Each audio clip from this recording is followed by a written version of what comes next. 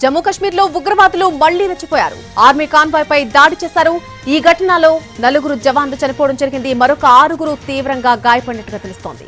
కతువా జిల్లా మాచేడి ప్రాంతంలో Indian army convoy పై ఉగ్రవాదులు దాడికి తెగబడ్డారు. మాచేడి కిండ్లీ మల్హార్ రోడ్డు మార్గంలో పెట్రోలింగ్ నిర్వహిస్తూ ఉండగా ఈ ఘటన జరిగింది. గాయపడిన జవాన్లను చికిత్స కోసం ఆర్మీ ఆసుపత్రికి తరలించారు. ఉగ్రవాదులు పక్కా ప్లాన్ ప్రకారం ఈ దాడికి దిగినట్టుగా చెబుతున్నారు. తొలుత కాన్వాయ్ పై గ్రెనేడ్ విసిరారు. వాహనం ఒక్కసారిగా ఆగిపోవడంతో కాల్పులకు తెగబడ్డారు. అప్రమత్తమైన బలగాలు ఎదురు కాల్పులు ప్రారంభించేసరికి అక్కడి నుంచి దగ్గరలోని అటవీ ప్రాంతంలోకి పరారయ్యారు. సమాచారం తెలుసుకున్న వెంటనే అదనపు బలగాలు అక్కడికి చేరుకుని కూంబింగ్ నిర్వహించాయి. 2 రోజుల్లో ఉగ్రవాదులు దాడికి పాల్పడ్డం ఇది రెండోసారి. ఆదివారం రజౌరీ దగ్గర సైనిక శిబిరంపై కాల్పులకు తెగబడ్డారు. ఈ ఘటనలో ఒక సైనికుడికి గాయాలయ్యాయి.